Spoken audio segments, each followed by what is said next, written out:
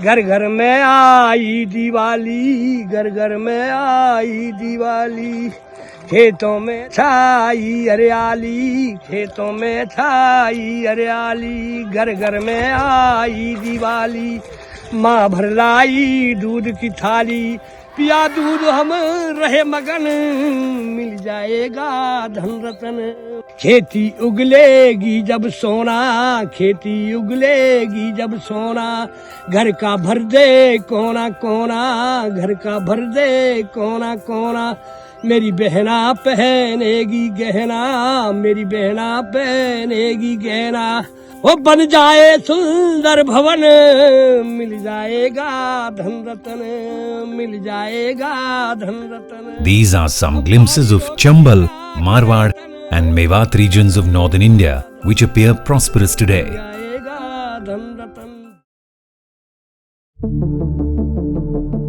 But not long ago, life here was in distress, and the only reason was the disappearing water from their lives.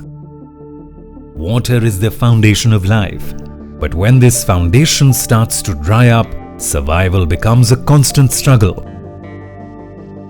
खेती का काम करता हूँ, बकरियां चराता हूँ, गाय भी चराता हूँ, ये जी पानी ना हा जी। पेट में बच्चा है, सर्दी है, भूख है और 15 किलोमीटर पशु सिर्फ पानी के लिए जा रहा है। गाभिन पशु जा रहे थे, बीच में ही बच्चा दे देते थे, बच्चा जंगल में छूट जाता था, तो वो आर्थिक नुकसान होता था। In the village of Mandhili, district Karoli, Rajasthan, 50-year-old Munni faces this daily challenge. Along with her relative, she sets out on a long, tiring journey, one she has to make again and again. Several times a day, Munni walks for hours, crossing rocky paths to find water. After many struggles, she finally finds a new source, slightly closer and cleaner, but still not enough. Her life is full of challenges, but the hardest one is the constant scarcity of water, a struggle that drains her every day. पूरी दोपहरी बैठे रहे धूप में और खाना पीना बने नहीं टाइम से, नहावा धोई हुई नहीं टाइम से, बहुत परेशान हैं। In this region, not just women like Munni, but even young girls are struggling with the water crisis. Poonam and her younger sister spend a significant part of their days searching for water. They want to study, but the daily struggle of fetching water keeps them from focusing on their education. Since the age of 10, Poonam has been carrying water on her head every single day for her home for survival. सुबह पानी भरना पड़ता था, जब school जाते थे पानी लाते थे, जब ही खाना बनता था घर में, और पानी के लिए 4 घंटा बैठना पड़ता था क्योंकि वो झिरता था जब लाते थे वहाँ से। हम पानी सुबह जल्दी जाना पड़ता है क्योंकि उसमें झिर का पानी आता है, तो उसके लिए हमें बैठना पड़ता है वहाँ, और नहीं जल्दी नहीं जाते तो वो खत्म हो जाता है। This entire region of Karoli and Dholpur is also known as Chambal, where the land has always been rocky and harsh. There was no means to sustain life. बिल्कुल सूखा एरिया है हमारा, जिसमें हमने काफ़ी कोशिश करी, कुएं में न उनमें पानी नहीं है, कोई थोड़ा बहुत पीने लायक कभी सभी पानी हो जाता किसी किसी में, और नहीं कम से कम 90 कुआं सूखे पड़े हुए हैं। और पानी की कमी है, भैंस भी गाय प्यासी मर रही हैं, मांस तो पीवे 2-2 कोस पर यहाँ से ले आता है, और हम मवेशी खा जाती है पानी पीने, उसको तो कोई मिल ही नहीं रहा है।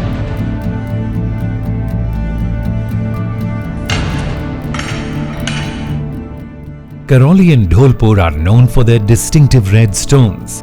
Mining takes place in the rocky terrain because these red stones are used in the construction of grand buildings and monuments across India and abroad. These stones symbolize strength and beauty, but their extraction has become a life-threatening struggle for the laborers working in these illegal mines. Struggling with water scarcity, the people of Karoli and Dholpur are now facing another terrifying reality: silicosis, a deadly disease that is slowly consuming the youth of the region. The lack of water and livelihood opportunities has pushed them into the stone mines, where their lives are fading away one breath at a time. There are many such heartbreaking stories in this area, and one of them is Lakhan Singh, who is battling this severe illness. Khan का काम हमने छोड़ा था, मेरे silicosis पहन दी, उसे फेफड़े में जो मिट्टी और वो चैट के सांस में, और फिर वो सिलिकोसिस बन गई। फिर उसके बाद भी हमने खान करी पर वो बढ़ती गई फिर बीमारी। जो हमारी जो उम्र के थे वो लोग तो तकरीबन 80% खत्म हो गए। It's not that the miners are unaware of the deadly disease like silicosis, but they are helpless, forced to work in these mines to feed their families and sustain their livelihood. हमारे पानी की समस्या है, पानी है नहीं, खेती बाड़ी हो सके नहीं और कोई धंधा नहीं है। धंधा यही पत्थर का ही है साहब, इसलिए करनी पड़ती है। मजदूर आदमी है साहब, पेट काहे से भरे। 14-10 साल के 12 साल के खान में लग जाते हैं, तो अब तुम जानते हैं सुलू को सो के नहीं हो, खत्म हो जाते हैं। उनके पास ज़मीनें हैं लेकिन उनके पास पानी नहीं है। जब पानी नहीं होता तो फिर वो ज़मीनें आपके लिए एक बंजर पड़त भूमि से अलावा कुछ नहीं रहती हैं। तो इसलिए मजबूरी में आप क्या करें, मजबूरी में ये पहाड़ हैं तो पहाड़ को आप चीरते हैं और उनको के अंदर से पत्थर निकालते हैं। अब इसमें 2 तरीके के नुकसान बहुत तेज़ी से हो रहे हैं। एक तो उस प्रकृति का भी नुकसान हो रहा है, दूसरी जो लोग इसमें लगे हुए हैं मजबूरीवश, वो बीमारी की गिरफ्त में जकड़े जा रहे हैं। Water scarcity has forced many families to migrate to cities due to the lack of water for farming and drinking and the lack of jobs. Bhorji Meena and his wife watched the road, longing for their sons who left in search of work. बच्चे हमारे बाहर मजदूरी करने जाते हैं, यही चाहते हैं कि कोई पानी वानी की व्यवस्था हो जाए तो अपने बच्चे घर पे ही आ जाएं, तो और अच्छी बात है। सब परिवार अपना इकट्ठा होकर रहे। There are countless other stories from these regions caught in a vicious cycle of drought and despair. Tarun Bharat Sangh and Dorf Kettle are working together to solve the water crisis in dry districts of India like Karoli, Dholpur and Jaisalmer in Rajasthan and Nuh in Haryana. Dwarf kettle का अपना खुद का मानना है कि उसका जो अस्तित्व है वो पर्यावरण के कारण है। जो एस्पिरेशनल डिस्ट्रिक्ट है राजस्थान के, वहाँ पर काम करना बहुत ज़रूरी है। कुछ इलाकों में हमने पानी का काम शुरू किया, जोहड़ वो वहाँ पर हमने बनाया है। तरुण भारत संघ ने बहुत ही बड़ी पहल ली इस काम में। हमने डॉल्फ केटल के साथ जो भी काम यहाँ किया है वो सारे का सारा काम रिवर रिजुनेशन, सिविल सोसाइटी का रिजुविनेशन, पॉवर्टी का mitigation, climate change adaptation and mitigation का काम है। To make it successful, their approach starts with identifying the problem and raising awareness among the people. Tarun Bharat संघ के जो साथी हैं, जिन्हें हम जल योद्धा कहते हैं, वो दिन रात इन गाँवों में, इस इलाके में जहाँ पर इस तरह की समस्या है वहाँ पर जाते हैं और समझना कि समस्या क्या है और समस्या क्या, समाधान क्या हो सकता है, और वही समाज से निकलवा के आना कि अच्छा ये समाधान हो सकता है। जानकारी का एक पूरा समग्र हम तैयार करते हैं और ये जो वाटर ऑडिटिंग होती है तो गाँव वालों के साथ मिलकर बैठ के करते हैं। Tarun Bharat Sangh's Jal Yodha travels from village to village, and in this effort, women play a crucial role. हमने जल समूह बनाए। जल समूह के में जो जल संवाद बैठक होती थी उसमें महिलाओं की भागीदारी, हमने सोचा महिलाओं को आगे लाना सबसे ज़्यादा ज़रूरी काम है। महिलाएं जब आने लगी, उनके घरों में जाकर हम उनसे बातचीत करा करते थे और हमने उन्हें समझाया कि आप जब अपने घरों में, अपने आसपास में पोखर बनवाने का काम करेंगे तो उससे आपको क्या लाभ होगा। After understanding the needs of each village, such as the size of the water structure required and the cost involved, and after identifying the suitable locations, Tarun Bharat Sangh, in collaboration with the community, begins the work.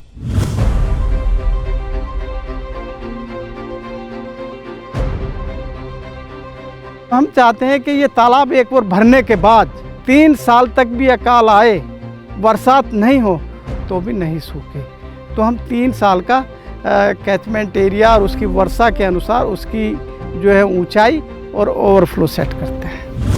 This is not just the creation of new reservoirs, but an effort to revive the old water sources that once served as the lifeline of the region. The location and design of these structures are chosen with the aim to ensure proper water flow and to help recharge the underground water sources.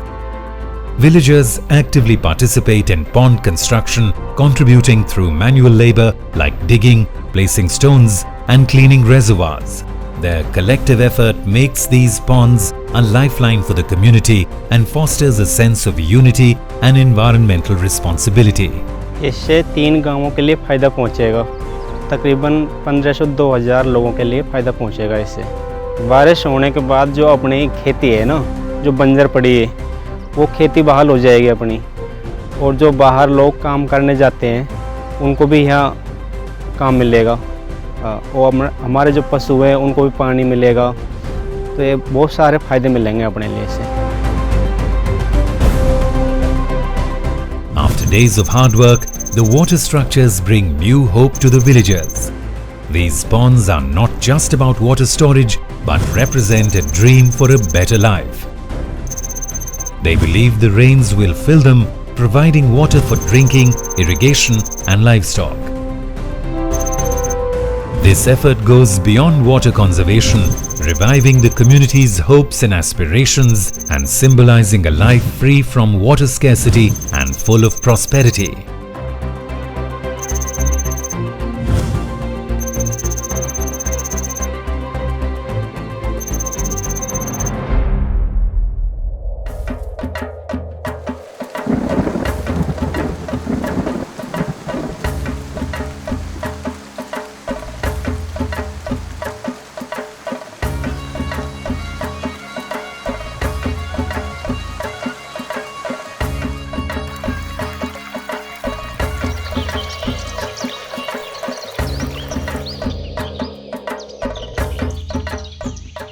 When the rains came, all the ponds filled up and water began impacting the villages. People came back to villages to work in their own fields. Slowly the situation began to improve. As farmers found water after their struggles, the fields began to flourish. ये तालाब इसीलिए बनवाया जी यहाँ का, अब हमारी पशु पानी पीवा और भाई हमारे पेड़ पौधा में पानी हो गए, बोर में पानी हो जाए, कुआं में पानी हो जाए, इसलिए ये जोहड़ बनवाया था।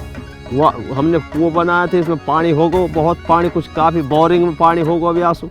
हमने तो खूब या जी खूब मजा हुआ आज या का, हाँ खूब चैन आज ढन ढोर खूब पानी पीवे चौमासान में। 4-5 गांव इस तालाब के पानी पे निर्भर है। पशुपालक बहुत खुश है कि हमारा पशु 15 किलोमीटर पानी के लिए नहीं जाना पड़ेगा। समाज खड़ा हो रहा है। ये सुंदर सपना जो साकार हो रहा है, ये हमको उत्साहित कर रहा है। The water from the ponds slowly began to recharge the underground water sources, and now water was easily reaching every household in the village. हमारे हैंड पंप सूख जाते, हमारे बोर छोड़ जाते, अब सब हमारे हैंड पंप बोर सब पूरे पानी दे रहे हैं, आनंद है रोए। हम तो मर जाएंगे पर आने वाली पीढ़ी इसको गाती रहेगी। और तालाब फ्रेश अच्छा रहे साहब, क्या मवेशी खूब दाम पानी पी रही है और खूब पानी भरे हुए है, मछली को आनंद लग रहे हैं, सरसों ठाली है और सब दुनिया यूँ कर रही है, बड़ा आराम करे हुए जब पानी का तमन्ना। पहले ये ज़मीन है ना बंजर पड़ी रहती थी, कोई काम नहीं था, तो सारे लोग है ना बाहर जाके कमाते थे। अभी इससे क्या है, खाने को अनाज होता है, तो गांव में इतनी गरीबी नहीं है अभी। जो मेरे गांव के युवा है ना, कोई पढ़ रहा है, कोई खेती का काम कर रहा है, सब बढ़िया लगे हुए हैं। जहाँ पर जिन गांव के बच्चे युवा यहाँ अपने गांवों को छोड़कर दूसरे शहरों में जाकर अपनी आजीविका का साधन खोजते थे, वो मजदूर आज मालिक बन रहे हैं। ये पानी होने के बाद आज उनके खेतों में पानी है और उनके खेत बढ़ रहे हैं और उसमें उन्हें मजदूरों की ज़रूरत हो रही है। तो आज बुंदेलखंड झारखंड के युवा आकर, वहाँ के परिवार आकर यहाँ पर मजदूरी करके अपना पेट पाल रहे हैं। Once a place where people sought opportunities elsewhere, Bhurkheda village has been transformed into a land of possibilities. The villagers no longer leave for work. Instead, they are now creating employment opportunities for others. One such example is Pappu, a resident of Madhya Pradesh who has come to Bhurkheda village for work. Attracted by better wages, Pappu now guards the fields, a job that not only provides him with a livelihood but also contributes to the thriving community around him. This remarkable change is not just reshaping lives but also redefining the village's future. पानी के बाद से भाई साहब, पानी हमारे यहाँ होता तो हम कहीं कौन जाए रुकते, जब चितावर कर रहे हैं और कचू जी मजदूरी कर रहे हैं, यहाँ पे खेती की बाउंड्री रख रहे हैं। The availability of water has freed women from the hours-long struggle of fetching water. With this saved time, they are now focusing on self-reliance and the betterment of their families. Girls who once missed school due to water fetching duties are now advancing in their studies and working towards fulfilling their dreams. These ponds have not only revived the people but also breathed life into the environment. The very water that fills these ponds has brought a wave of life back to the surrounding rivers. Tarun Bharat Sangh, in partnership with Torf Kettle, is not just conserving water but also empowering the next generation through water literacy programs in schools. Her school से 15-15 बच्चों को लिया और उनका paper कराया। जो बच्चे उसमें पास आए उनको हमने आओ नदी सीखे, इस तरह हमने एक कैंपिंग अपने ऑफिस पे ला के रखते थे। नर्सरी में प्लांट पौधे कैसे लगते हैं उसकी पूरी फॉरेस्ट विभाग के साथ मिलके जानकारी दिलाते थे। फिर उन्हें हम अपने कैंपस पे लाके हमने एक नदी का मॉडल बना रहा कि नदी को कैसे रिजुनेट करें। तो छोटी छोटी स्ट्रक्चर और फिर उनके वो उस पूरी एक प्रोसेस को उनको बच्चों को समझाया। This initiative actively involves students in water conservation efforts, instilling in them the value of protecting this vital resource and fostering responsible habits in their daily lives. By educating young minds, they are ensuring the long-term sustainability of the water conservation work started by their parents, shaping a future where every drop truly matters. पेड़ पौधों को बचाना सीखा और पानी को बचाना सीखा। जो हमने सीखा है हम सबको बताएंगे, अपने घर परिवार और हमारे आसपास गांव वालों को सबको बताएंगे। बच्चों ने वहाँ पर पानी से संबंधित बातें जो हमने बताई और वहाँ पर जो है पेड़ पौधों से, ताकि हमारा वातावरण एक अच्छा रह सके। और फिर उस जो बातें हमने वहाँ पर सीखी उन्हीं चीज़ों को हमने बच्चों को यहाँ भी बताया। This partnership has transformed lives.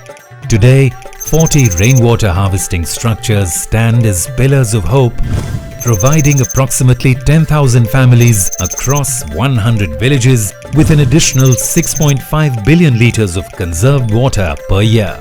Together, they have revitalized 1,000 hectares of land, impacting the lives of 200,000 cattle.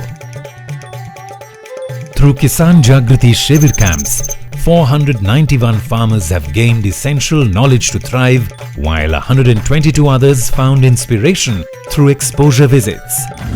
Additionally, 289 youths have been empowered by the Jal Saksharta mission, a true story of resilience, growth and a sustainable water future for all. पानी का काम एक हमेशा हमारी ज़िंदगी में multiplier effect लाता है, जिससे पानी के काम से एक तो हमारी वाटर लेवल ऊपर आ जाती है, उससे सैलिनिटी दूर हो जाती है, उससे किसान जो है वो जो खेती एक बार करता था वो 2-3 बार कर सकता है, और दूसरा जानवर उनकी सेहत काफ़ी अच्छी बढ़ जाती है, तीसरा हमारा पर्यावरण पूरी तरीके से खिल जाता है। तो ये पूरी तरीके से हमारे लिए विन विन सिचुएशन जैसा रहता है। The work done by Tarun Bharat Sangh in collaboration with Torf Kettle to rejuvenate water structures has not only brought remarkable changes at the local level but has also had a global impact. ये काम तो local है लेकिन इसका global impact है। यदि आज climate change, global warming का सॉल्यूशन ढूंढना है तो वो ग्लोबल एक्शन में नहीं है, वो लोकल एक्शन में है। The villages of Karoli, Dholpur and Jaisalmer in Rajasthan and Nuh in Haryana are transforming, with water scarcity now a thing of the past. Water conservation has reshaped lives, youth are engaged in farming and livestock, and issues like theft have almost disappeared. Women, freed from the burden of fetching water, are focusing on self-empowerment and education. With increased milk production and a thriving economy, rivers flow, ponds are full and the land is lush. This is not just about water conservation, but a complete community transformation, with the people becoming the architects of their own future.